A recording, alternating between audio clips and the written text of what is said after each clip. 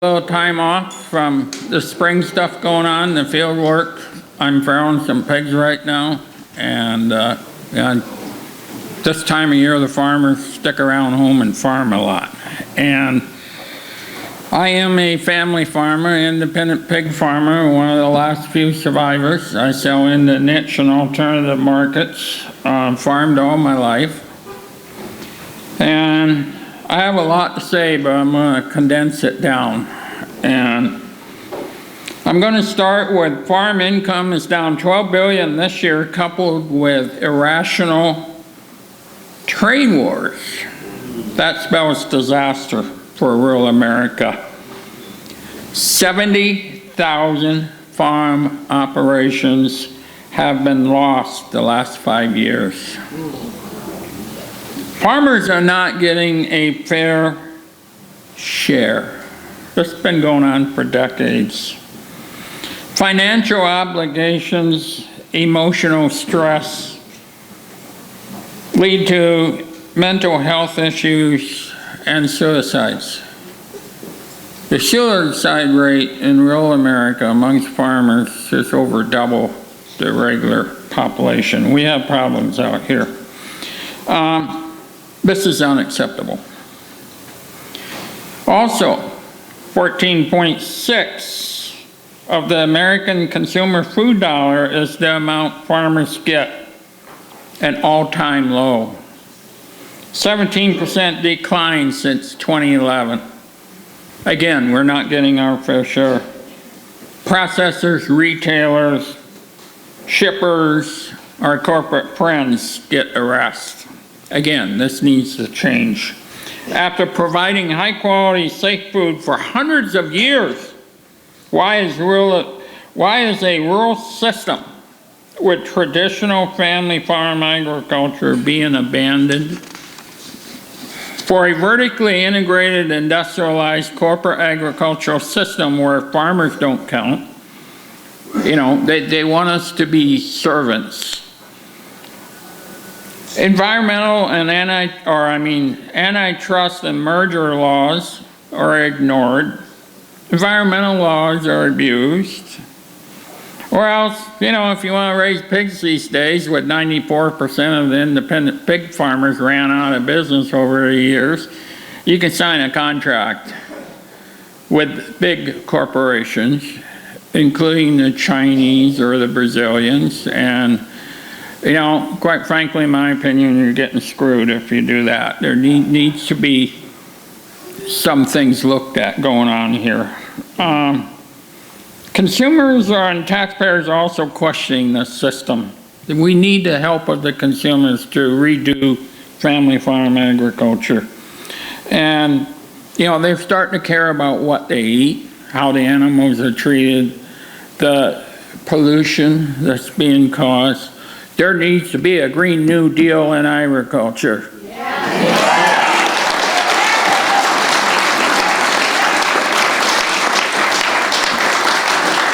Family farmers in rural America have been ignored, taken advantage of, and forgotten by politicians for decades.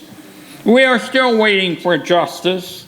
Here we are, another election cycle, another opportunity, and a fight for justice. And let me say, there's just a couple, three of the candidates who have even mentioned the word rural so far in this cycle.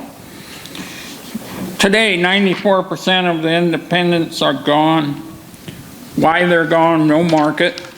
Antitrust competition. We can't get a price out of the marketplace. That, 30 years ago, what is called alternative agriculture and niche agriculture today was mainstream agriculture 30 years ago. We had markets and we had family farms. By gosh, enough is enough. This system is broken for family farms and consumers.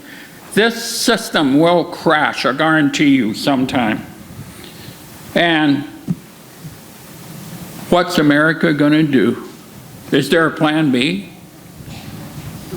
It's way past time for a change for family farms in rural America. That's why, again, in this election cycle, I am supporting candidate Senator Bernie Sanders for president.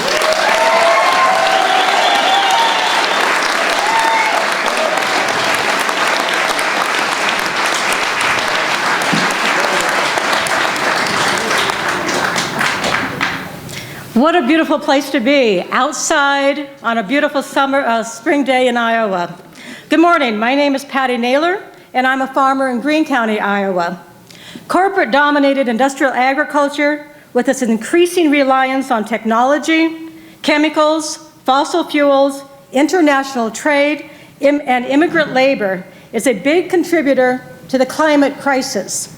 But it is also strongly implicated in multiple crises, with consequences local and global, ecological and social, including pesticide contamination, deforestation, insect population collapse, human displacement, rural poverty, and yes, the continuing farm crisis. And I would also add to that dismal list a crisis of the human spirit, as we are rapidly losing our connection to the land, to the wildness of nature, to the basic elements that sustain life. But today I feel a renewed sense of optimism because we have a presidential candidate, Bernie Sanders, who recognizes the harms of this extractive agri-food industry and understands that farmers have little choice but to participate in this unsustainable system. We must change this system with bold and revolutionary policies that direct a just transition for farmers and address racial, social, economic, and farm justice.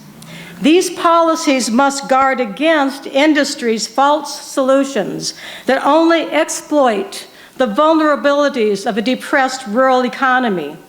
I must say, Iowa's wind energy expansion is a prime example of this exploitation, with thousands of wind turbines further industrialized in our countryside and continuing the exodus of people from rural areas in much the same way as the hog confinements have been doing for years. We need a better balance. Put in place, these revolutionary policies will result in benefits that reach far beyond agriculture.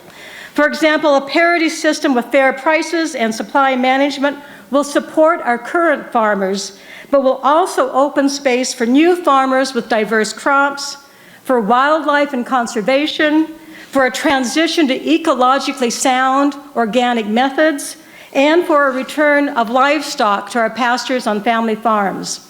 A renewed economic vitality and ecologically sound land use will improve our water and soil quality. It will sequester carbon, lower greenhouse gas emissions, and be more resilient in the face of climate extreme weather events. And it will revitalize our rural communities while providing us with healthy food. It even changes how we as a society relate to those who produce our food and how we relate to nature. In addition, federal grain reserves and a fair trade agreement that allows for each nation's food sovereignty, coupled with an end to regime change and foreign international intervention ideology, will go a long way toward creating stability and peace in the world. Food will no longer be a weapon or a negotiating tool.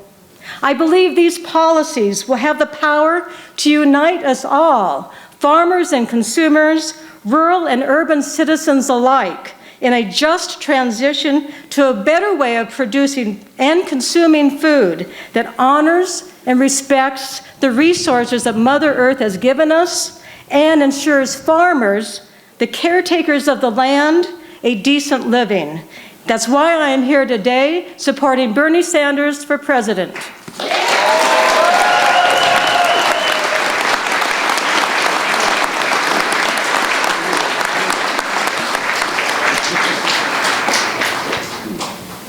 Well, I married the right woman, but she's a hard act to follow.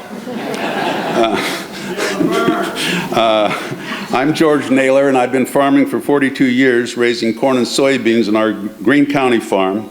where we are celebrating the 100th year of it being in the family.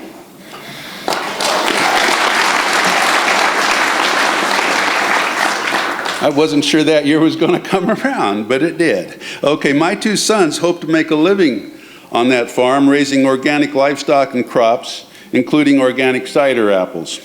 And Patty and I have been transitioning our farm to organic, but it's just another roll of the dice, just like raising corn and soybeans. And I want to make it clear right here at the beginning, we are in a farm crisis. And of course, they don't call it a farm crisis because we're just losing farmers. It's not a farm crisis in the books of the Farm Bureau, etc., until we have a banking crisis like they said in the 1980s.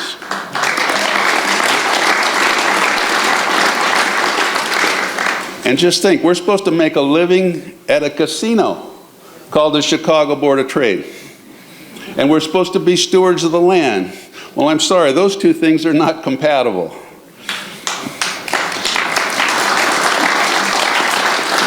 We obviously need a new agricultural system. And I hope my son's farm won't be just an oasis in a desert of corn and soybeans, where the ecological problems of the current system, like chemical-resistant weeds, chemical-resistant plant diseases, chemical-resistant insects, are met with the same chemical answers that the big chemical companies want to sell us.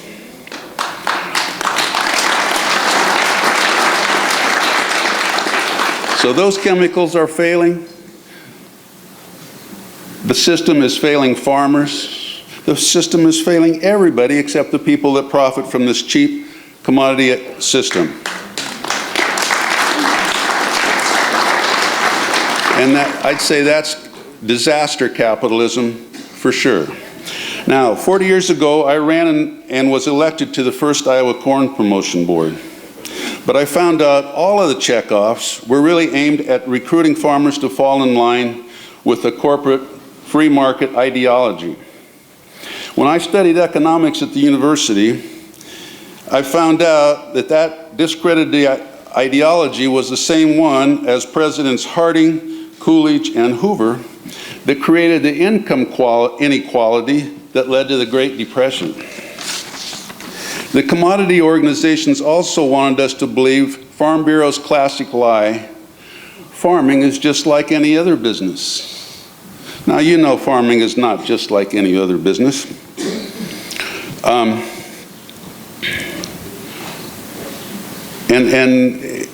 We got to make sure that it's not, okay? We need a new system. When I was president of the National Family Farm Coalition and joined farmers around the world to protest NAFTA and the World Trade Organization, we knew that Monsanto and DuPont would take their technology to South America to raise more corn and soybeans by plowing up the rainforest and the grasslands of South America.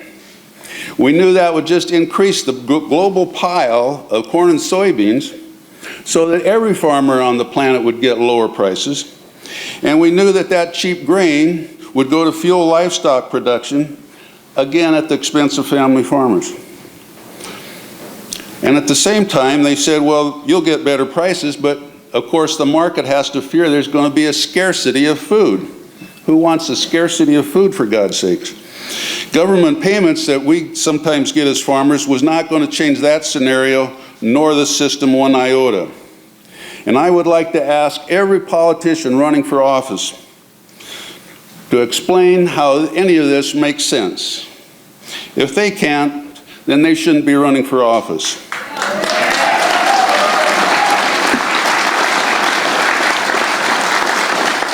We need a new agricultural system. It must preserve the rainforest and the grassland around the world. In fact, we must direct our own agriculture so that we have more pasture and hay, growing permanent legumes and grasses. And we can do this democratically with a Green New Deal. A just transition where none of today's family farmers have anything to fear but fear itself. To quote FDR. And I want to repeat that. We have to have a just transition There's no use talking about all this stuff unless we know how to get from here to a new agricultural system.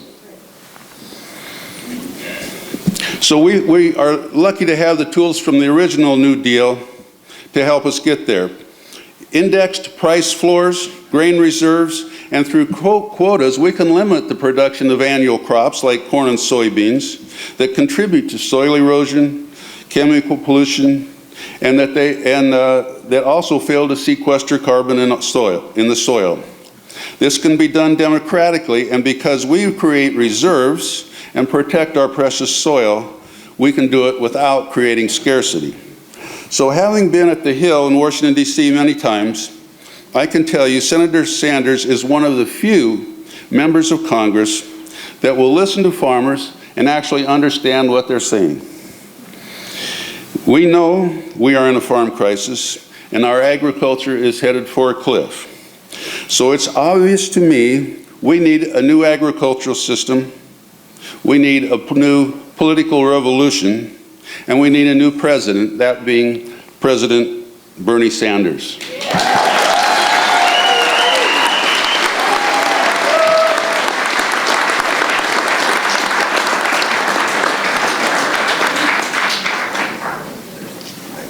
He had to remove the stand because I'm so tall. Hi, everybody. Thank you for coming here today to hear the story of the family farmer. My name is Larry Ginter, and I'm a third-generation family farmer, now retired. I live near Rhodes in Marshall County, and I've seen farming change from economic stability to boom and bust periods.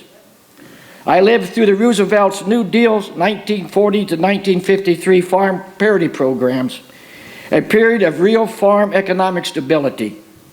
Farmers received cost of production plus family living expenses. There was supply management and a grain reserve to protect our nation from national disaster. As a kid of the 40s, it was a happy, stable time. Family farmers were diversified and flourishing, and small town streets like my hometown were thriving. In 1953, Roosevelt's farm parity programs were deregulated, and boom and bust economic cycles became the norm, leaving in its wake millions of good family farmers leaving the land, and small towns become nothing but shells of what they once were. Sorry, folks, I can't help it. Then came the 80s farm crisis. Like today's agribusiness called the shots in politics. Like today, prices were low and land was high.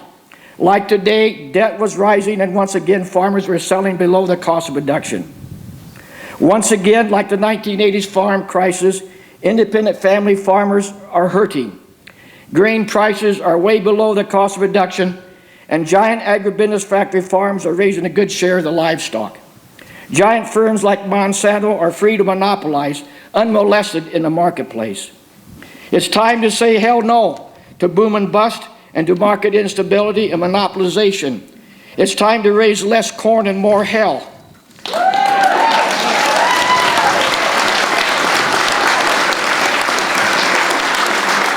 It's time to resurrect stability.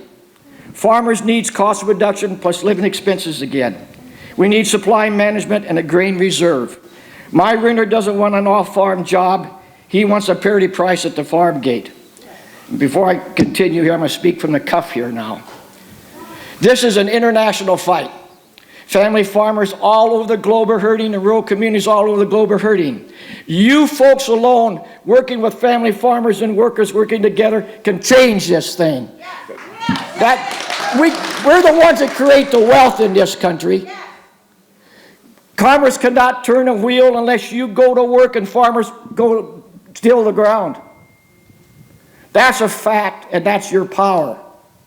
And we need to understand and work together as a community and work with Bernie Sanders, because he can help us and we can help him forge a new future. You've got to understand your power. That's all there is to it. I believe together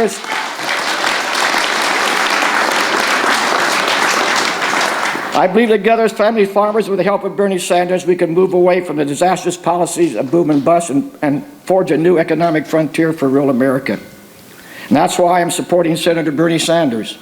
And one more point I'd like to have you folks, I'm going to say rural and urban, and you guys say unite. Rural and urban.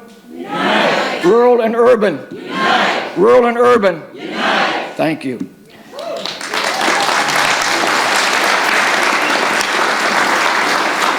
I'm supporting Bernie Sanders. It's an honor to introduce the next President of the United States, Senator Bernie Sanders.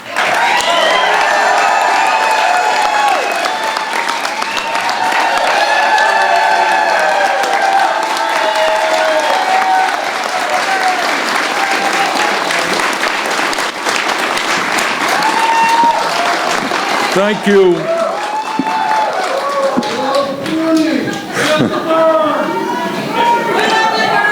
Let me thank you all for coming out. This is a wonderful turnout. And let me thank George and Chris and Patty, and let me thank Larry for that very generous introduction. Before I go on, I want to introduce a couple of people who are with me today. Please welcome Ro Khanna. Ro, where are you?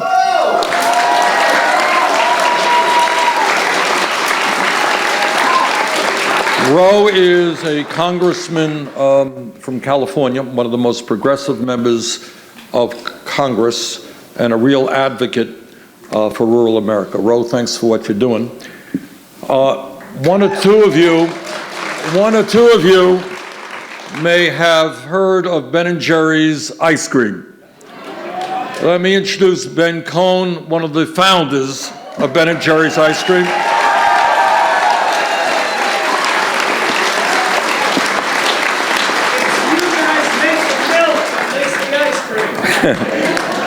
And what you may not know, you may have heard of Ben & Jerry's, but you probably don't know that Ben & Jerry's ice cream in Vermont has been an enormously strong friend of dairy farmers, paying them good prices for their products.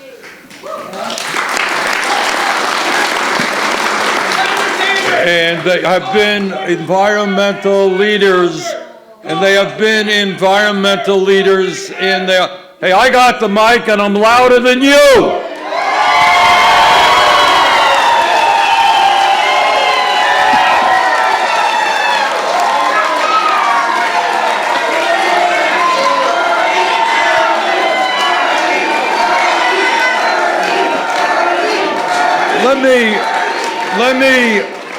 Let me just say what you already know.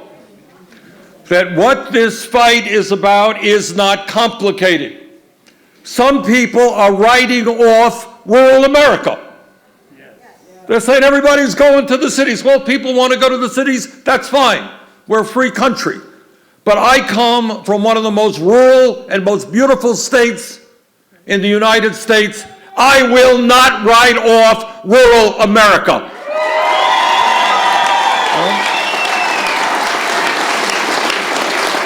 You know, there is something to be said, I think a lot to be said, for kids growing up on beautiful farms.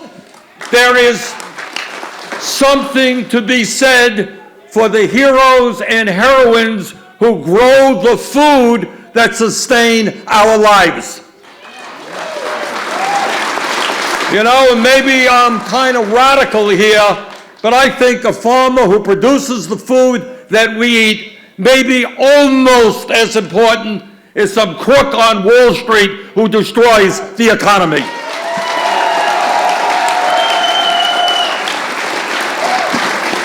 So those of us who come from rural America have nothing to be ashamed about, and the time is long overdue for us to stand up and fight for our way of life.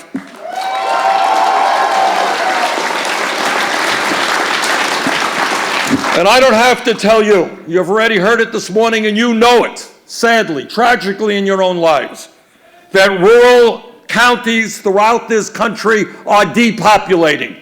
Young people cannot find decent jobs, decent incomes in rural America, and we're seeing nearly 35% of rural counties in this country experiencing protracted and significant population loss.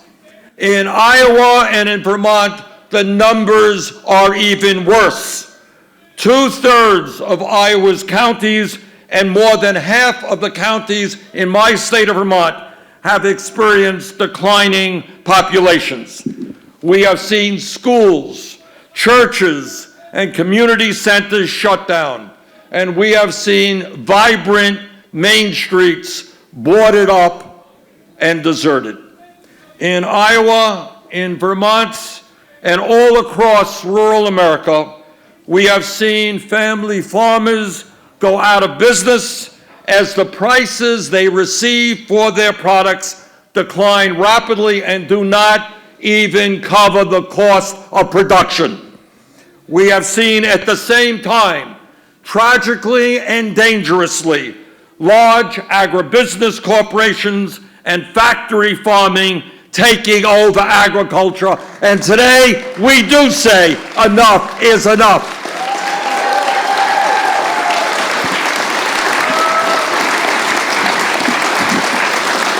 Tragically, instead of seeing good jobs, education, and health care coming to our rural communities, we are far too often seeing desperation and depression and despair and a terrible increase in drug addiction, in opioid addiction, in alcoholism, and as you have heard, even in suicide. Unbelievably, and let's never forget this, life expectancy in rural America, because of that despair, because of the losing of hope for the future, because of the worry about future generations, life expectancy is actually in decline. Let me make a point that is fundamental to what our campaign for president is about. And that is, if we are going to accomplish our goals, we need a political revolution all across the board.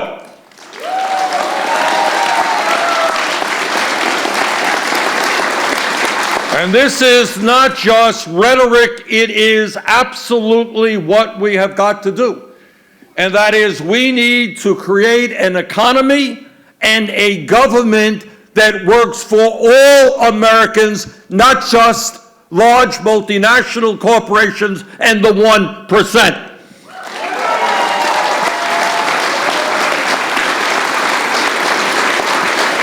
While family farmers in Iowa and Vermont and all over this country are being driven off of the land, you got 3 families in America that own more wealth than the bottom half of the people in this country. You got 1%, the top 1%, owning more wealth than the bottom 92%. And while farmers cannot afford to purchase health care, 49% of all new income in America is going to the top 1%.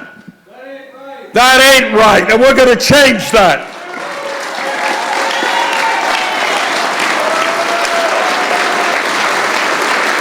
Over the last 40 years in this country, we have seen a massive transfer of wealth going from working families, going from family farmers, going from industrial workers, going from the middle class to the top 1%.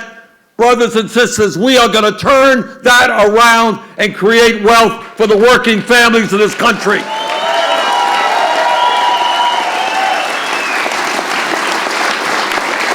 Today we're going to focus on family agriculture. We're going to talk about agribusiness. But I want you to know that the fight is the same in almost every sector of American society. Let me give you a few examples.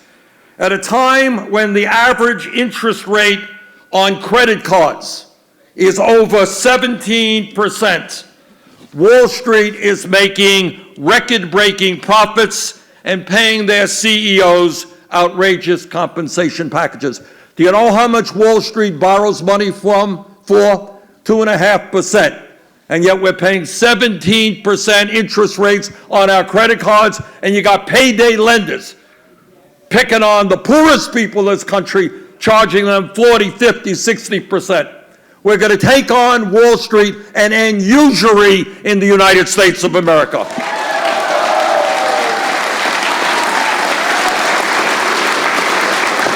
I have been all over my own state of Vermont, and I've been all over Iowa, and I talk to people who cannot afford the outrageous cost of prescription drugs in this country, where we pay the highest prices in the world. Last year, the top 10 drug companies made $69 billion in profit, yet 1 out of 5 adults in America cannot afford the medicine they need. We're going to stand up to the greed of the pharmaceutical industry. We're going to cut prescription drug prices in half in America.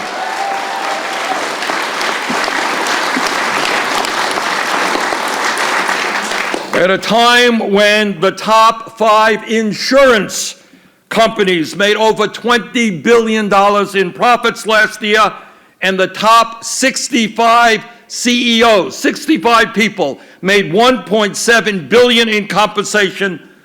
34 million Americans, including some here, cannot afford any health insurance, and even more are underinsured. And brothers and sisters, under a Bernie Sanders presidency, the United States will end the embarrassment of being the only major country on earth not to guarantee health care to all people as a right.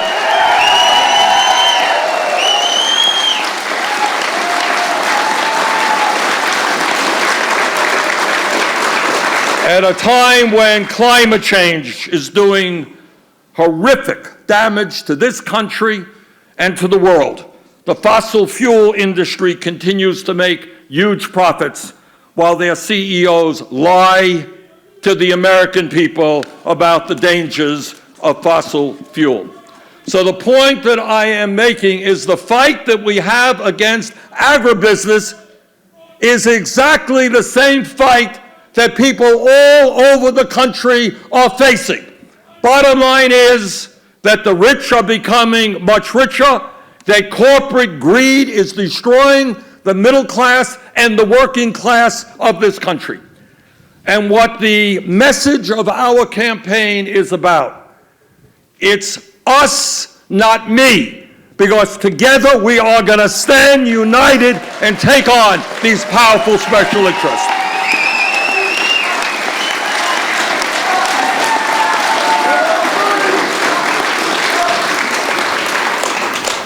And the issue that we're facing in agriculture, it's no different in many ways than what we see in the pharmaceutical industry, the insurance industry, we see in Wall Street, the fossil fuel industry, military industrial complex.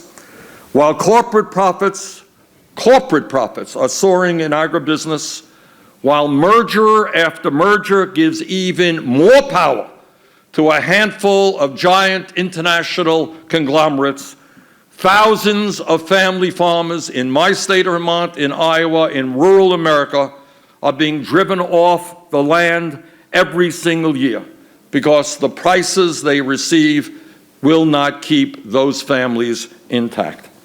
And today I want to just review for you, give you an overview of some of the ideas that I have to fight agribusiness and to strengthen, rejuvenate, and revitalize rural America. And let me also say that when the choice comes between big agribusiness and family farmers, I want you all to know, as somebody who's been all over this country, the American people are with the family farmers. Don't ever forget that.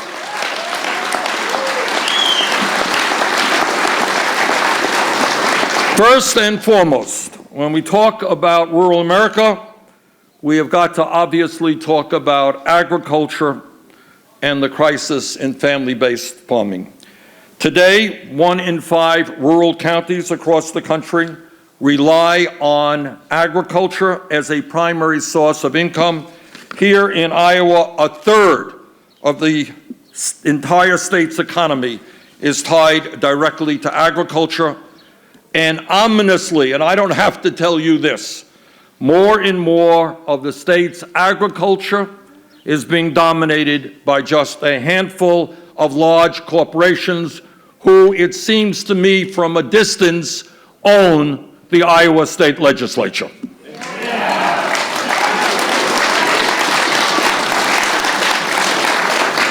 And legislatures throughout this country. Over the past 40 years, listen to this, over the past 40 years, the United States has lost 90% of its pork producers, 88% of its dairy producers, and 95% of its egg farmers. In rural America, we are seeing giant agribusiness conglomerates extract as much wealth out of small communities as they possibly can, while family farmers are going bankrupt and in many ways are being treated like modern-day indentured servants. Think about it. Think about the pride of being a small farmer and being converted into an indentured servant. In too many rural communities, there is only one buyer of crops, which means farmers and ranchers are at their mercy. Farmers and ranchers are forced to use one corporation's feed and livestock. They are forced to accept one corporation's costs, and they are forced to accept one corporation's lower and lower payment rates. The result, and this is an incredible result, and I hope people in urban America hear this. Farmers know this, but urban America needs to know that when you go to the grocery store, it turns out that that farmers are getting less than 15 cents on every dollar that we as consumers spend to purchase food. And that is the smallest share for farmers in the modern day history of our nation. 85 cents of every dollar consumers spent for food goes elsewhere. We want farmers to get a fair price for their product and a decent percentage of the...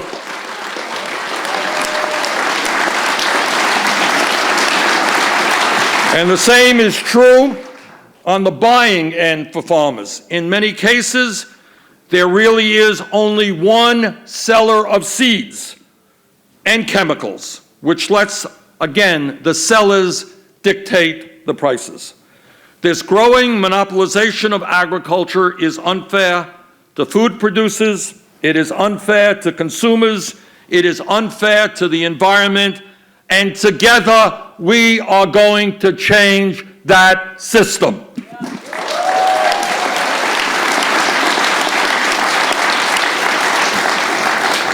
We cannot allow just 4 large companies to control 82% of the beef packing industry, 82%, 85% of soybean processing, 63% of pork packing, and 53% of chicken processing. We cannot allow Monsanto to control 80% of U.S. corn and more than 90% of U.S. soybean seed patents, a situation that obviously has gotten worse after the Trump administration approved Monsanto's disastrous merger with Bayer.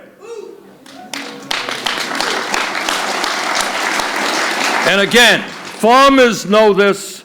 I want the people in urban America to understand this as well. We can no longer tolerate 96% of chickens and 42% of hogs being owned by large food processors and rented, underline, rented to farmers who are too poor to own their own land or their own livestock. We cannot continue to allow the top 10% of farms to receive 77% of all government subsidies.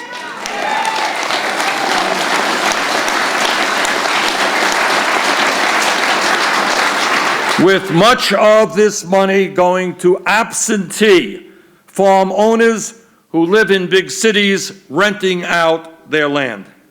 Here is what is going on in agriculture today. Farm bankruptcies in the Midwest are at their highest level in a decade.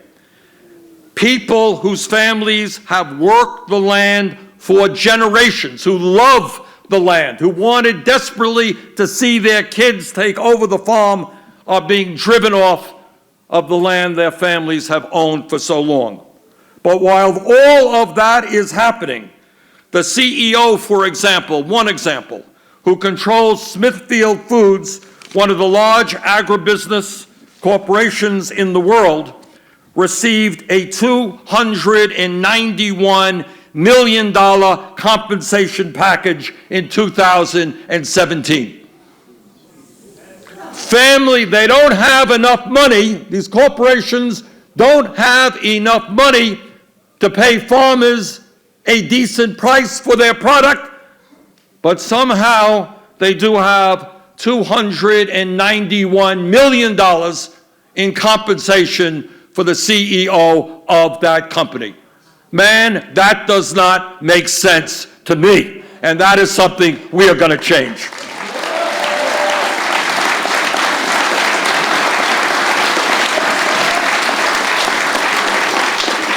What the American people want, what you want, and what I want are more family farms in America, not more factory farms.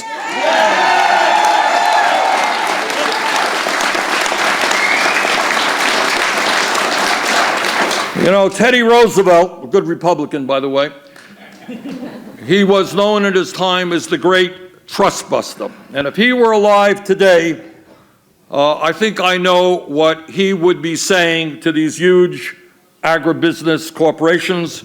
He would say, we are going to break them up, and working together, that is exactly what we are going to do.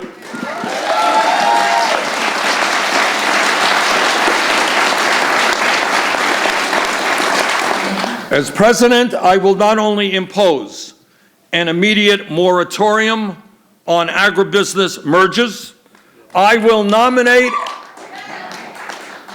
nominate an attorney general who knows the laws of this country.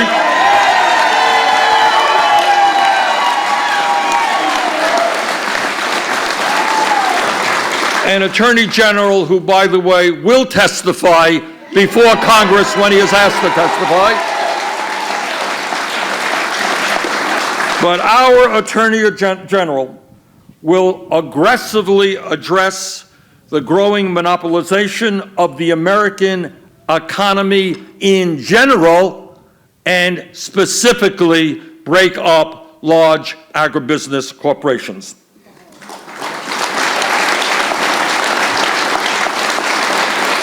Look, nobody who looks at the issue, this is not just family farmers, any American who studies the issue understands that no industry in this country should be controlled by one or two giant corporations, and that includes giant agribusiness conglomerates.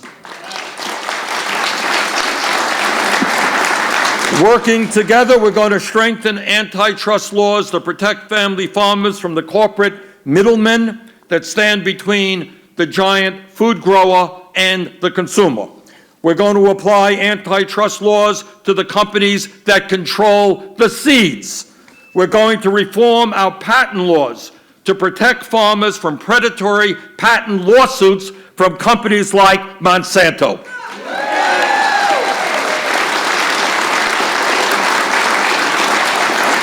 We're going to make sure that rural residents have the right to sue companies when their genetically altered crops contaminate nearby farmland.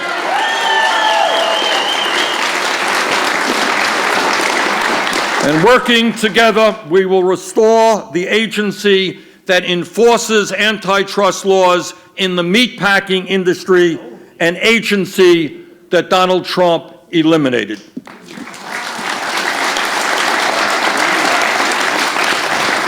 We have also got to recognize that the control large corporations have over farmers is not just about the crops the seeds and the livestock. It is also about farming equipment. Unbelievably, and I think most Americans don't know this, unbelievably, farmers are unable to even repair their own tractors. And tractors cost what? At least $150,000? All right, people are spending $150,000 for a piece of machinery. You know what? I think that the person who buys that machinery has a right to fix that damn piece of machinery.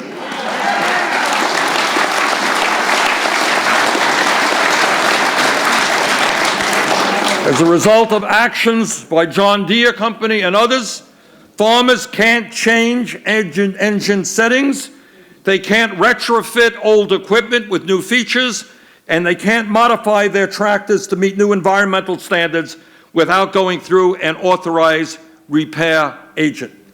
You know, maybe I am old-fashioned, but I thought that when you bought a piece of machinery, you own that machinery, you do with it as you want.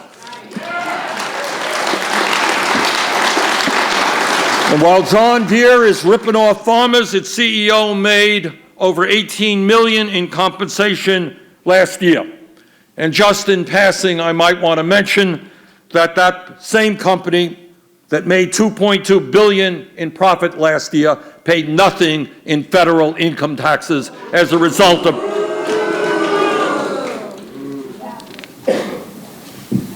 when we talk about how giant factory farms are destroying the social fabric of rural America, we cannot for a moment ignore the horrific environmental impact that they are having not only on rural communities, but on urban areas as well. Over the past 30 years, the number of factory farms in this country has skyrocketed from about 3,600 in the early 1980s to more than 19,000 today.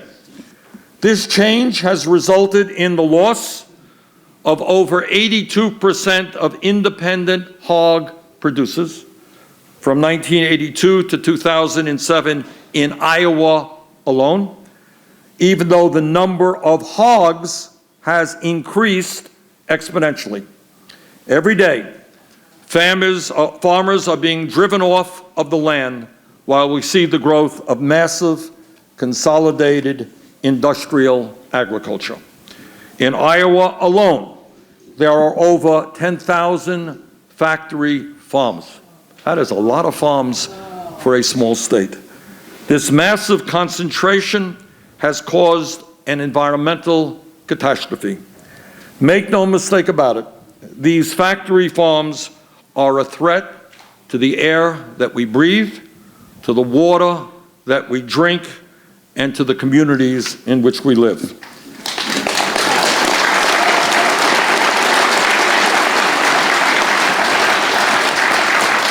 Incredibly, and this really is incredible, factory farms are responsible for 1.4 trillion pounds of animal waste in America.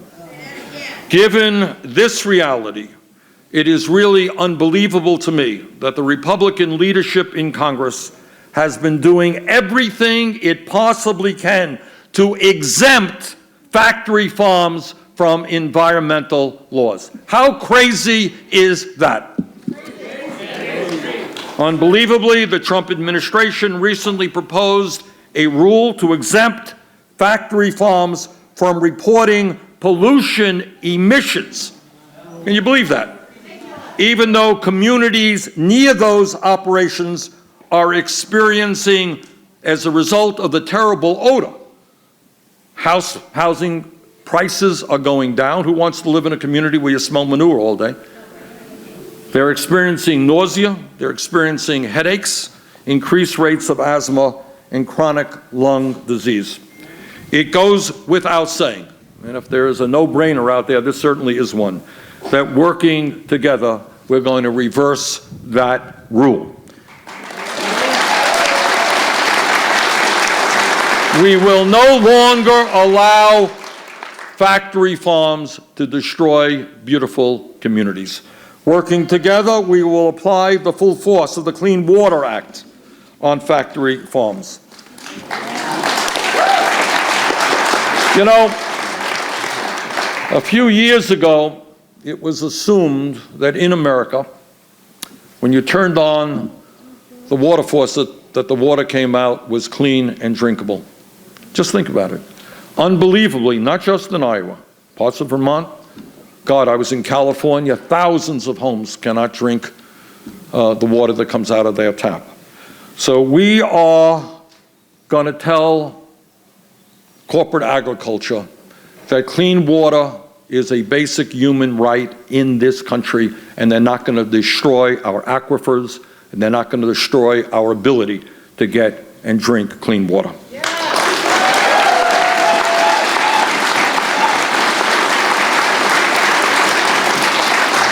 Further, we are going to regulate large factory farms under the Clean Air Act as industrial factories. Have you ever seen pictures of what some of these farms look like? They are factories for live animals. That's what they are, and they should be regulated as such.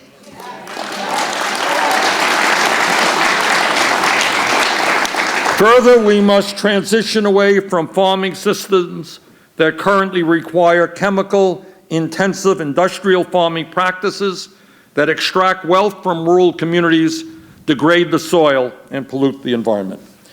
And when we talk about improving the life of rural Americans, and I said this before, we can no longer tolerate a situation where powerful agribusiness lobbyists are able to create a situation where the top 10% of farmers in America get 77% of the subsidies from the USDA. Our job is for the federal government to help family farmers who are struggling, not to make the CEOs of agribusiness even richer with more federal subsidies.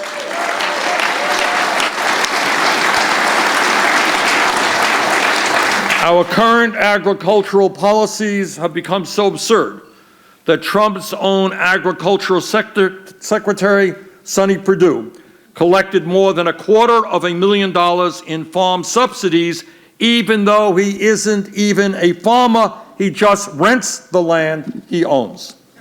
It goes without saying that farmers should not be forced to sell their crops below the cost of production. That's another no-brainer.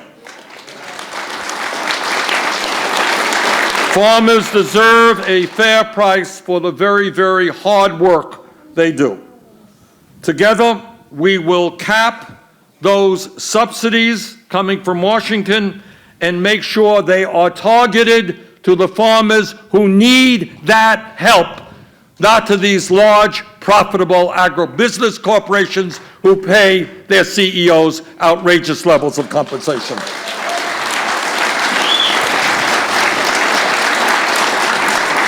And when we talk about the need to ensure a fair price for family farmers, we are talking about the need for parity price floors to ensure farmers earn the cost of production plus living expenses. We need, and I've been fighting for this for years in dairy, we need to enact supply management programs and reestablish the grain reserve to prevent shortages and surpluses, to ensure farmers earn a decent income, and to ensure consumers receive a high-quality, stable, and secure supply of the food they need.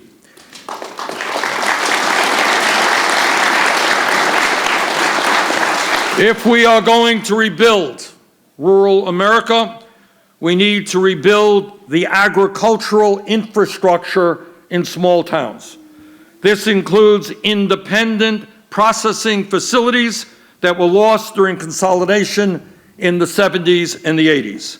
Farmers should have a choice where to sell their livestock or where to sell their crops. In other words, we need competition.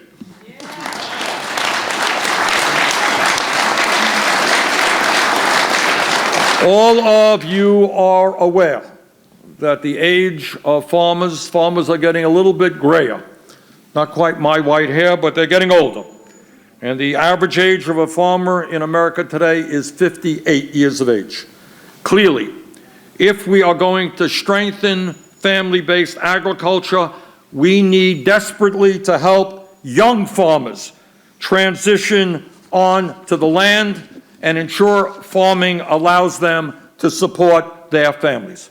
And one of the saddest things that I see in Vermont, and I know that you see in Iowa, you see kids growing up on the farm who love the farm, who want to take over the farm, but they just cannot make an income doing that. Together, we have got to change that dynamic.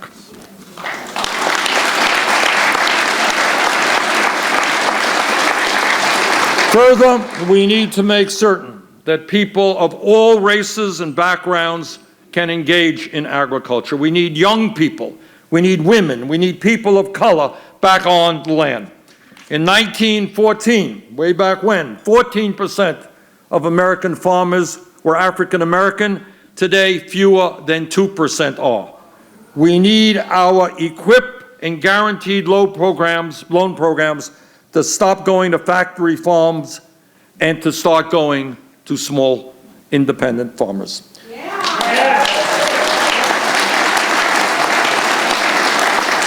We need to prioritize regenerative and sustainable farming practices that sequester carbon in the soil, like returning livestock to pasture land and transitioning away from monocrop fence row to fence row farming.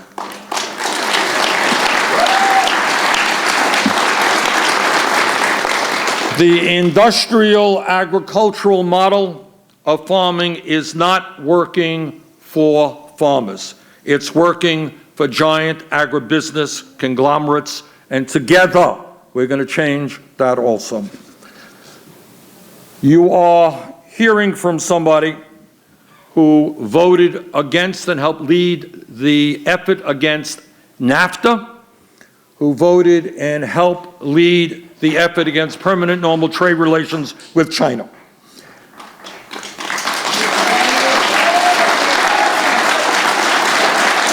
And I did that for a number of reasons.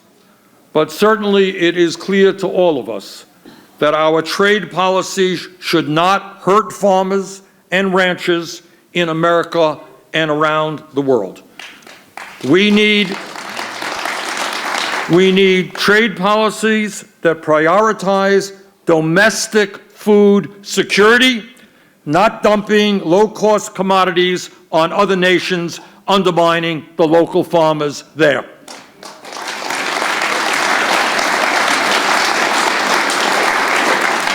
Farmers, workers, and environmentalists need a seat at the table during international trade negotiations, and I will provide that seat at the table.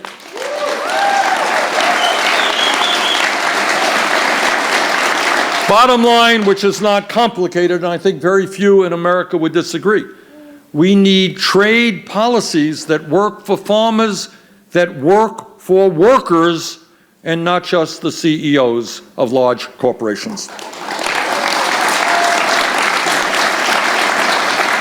And it isn't just corporate control of agriculture that is a concern. We must also challenge foreign ownership. America's ability to grow our own food and feed our population is, in my view, a national security issue.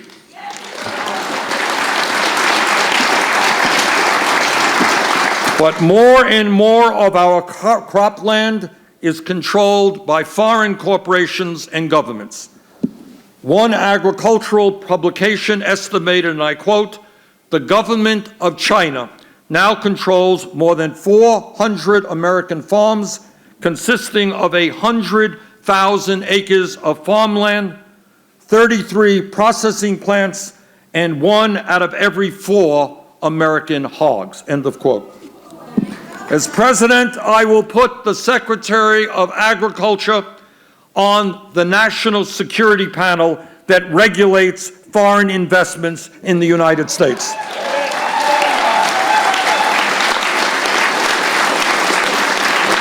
We will also strengthen the laws governing those foreign investments so that they take into account national security concerns about our food supply. My friends, I'm going to tell you what you already know, and that is, despite what Donald Trump may think, climate change is real. And let me go out on a limb and tell you that wind turbines do not cause cancer. No? I know that the stable genius in the White House has done intensive research on this subject, but I beg to disagree with him.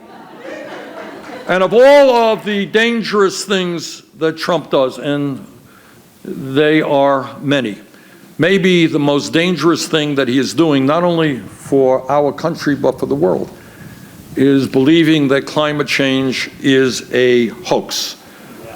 And he thinks it's a hoax, but the scientists around the world are telling us that climate change is already causing devastating harm in our country and around the world.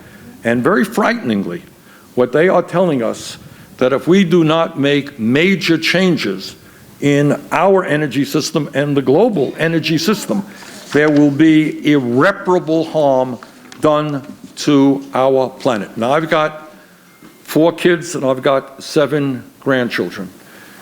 And I believe, as I think you do, that we have a moral responsibility to make certain that the planet we leave to future generations is a planet that is healthy and is habitable.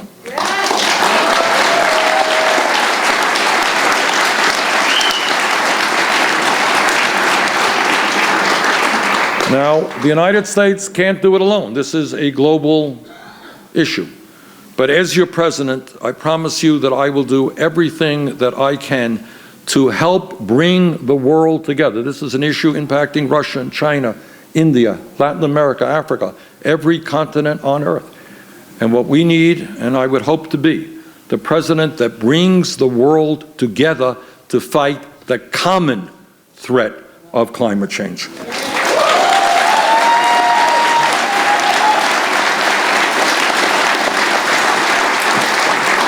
And that means fundamentally transforming our energy system, and this is what the Green New Deal is about, away from fossil fuels to energy efficiency. You have a lot of old buildings here in Iowa. We do in Vermont.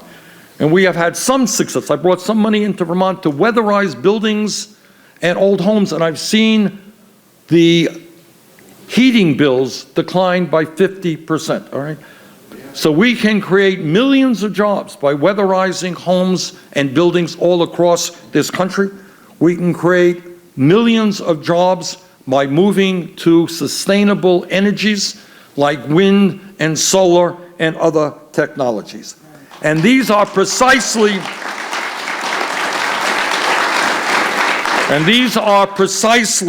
the kind of investments that can revitalize and rejuvenate rural America. And let me take this opportunity to congratulate the people of Iowa. You are now getting about 35% of your electricity from wind. Congratulations on that.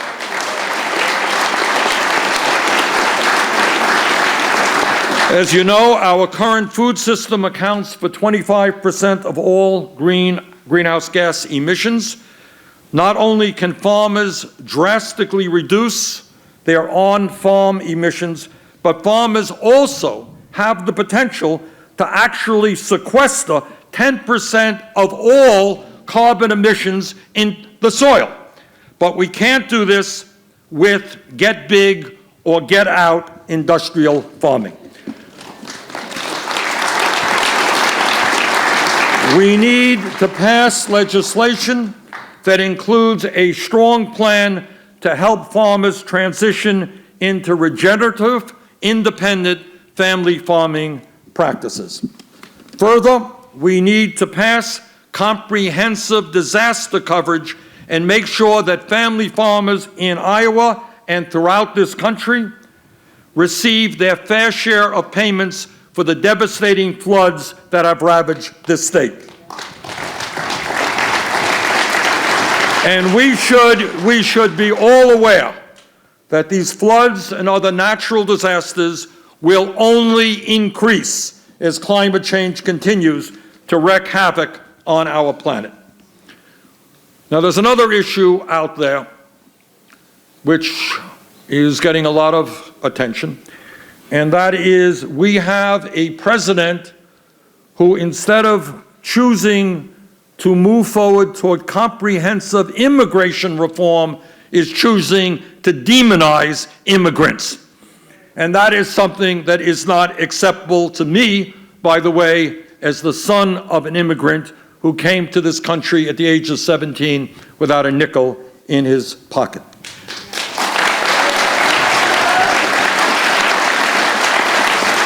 We must, instead of demonizing immigrants, we must recognize that immigrants play a critical role in America's agricultural sector and in rural communities. In Iowa, Vermont, and throughout rural America, many undocumented workers live in constant fear of deportation and lack basic human rights. I will never forget being in northern Vermont, talking to really decent farmers and their immigrant workers. And these workers were literally frightened to leave the farm, fearful of being picked up and deported. So we need comprehensive immigration reform that includes a path towards citizenship and expanded visas for our undocumented farm workers so they can live and work in dignity and security.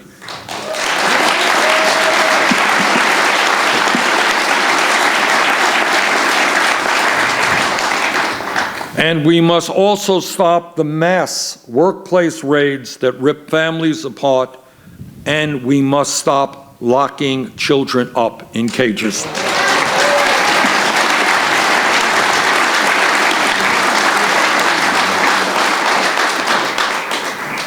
There is no question, and the thrust of my remarks today is that we need a radical change in policy if we are going to save what we all hold dear, and that is rural America and the kind of way of life that we love. So let me just tell you a few of the other things that we have got to do. And that is that we know that on our farms and in rural America in general, there are many people who cannot afford health insurance. And that is at a time when farming is a dangerous profession. So as I said earlier, it is not a radical idea to say that we will pass a Medicare for all single-payer health care program.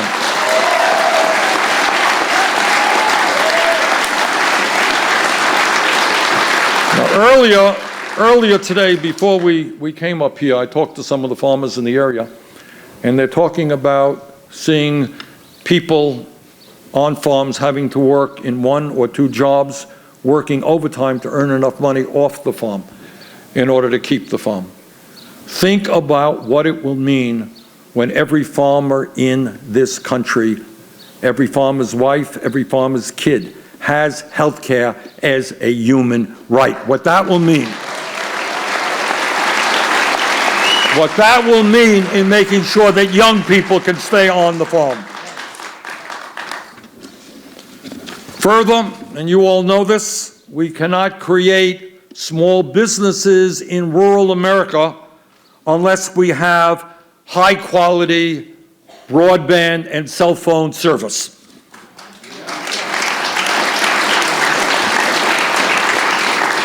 How is a small business going to settle in a small town and create jobs for our kids if there is not high-quality broadband? So we need to focus on universal broadband all over this country. We need to make certain that our kids in rural America get high-quality education, and that means quality child care, which is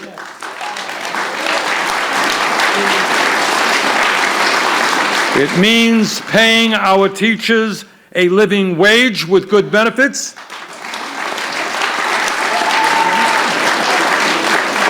And it means making public colleges and universities tuition free.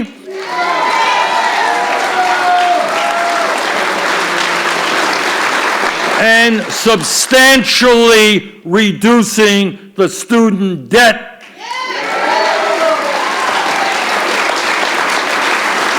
I mean, how is a young person going to graduate from college, $50,000 in debt, not have any health care, and then go work on his or her family farm? So we are going to tackle that issue very forthrightly. How? By investing in reduction of student debt rather than giving tax breaks to billionaires.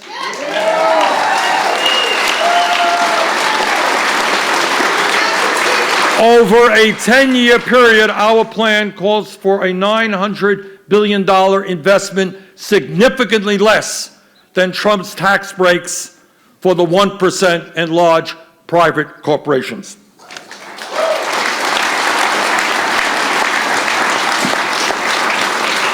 So let me just conclude by telling you that what you already know, and that we have an enormous amount of work in front of us. But this is what I believe.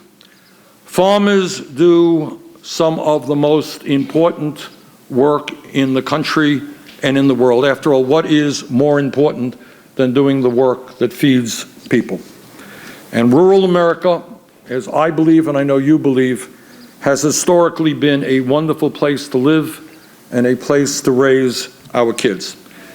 And I am convinced that if we stand together, if we do not allow Donald Trump and his friends to divide us up by the color of our skin, by where we were born, by our sexual orientation, by our religion, by our gender, if we stand together, urban and rural, black and white and Latino, if we stand together as Americans, focusing on an agenda that works for all of us and not just wealthy campaign contributors, I believe that we can, in fact, rebuild rural America, and I believe that we can create a government and an economy that works for all of us.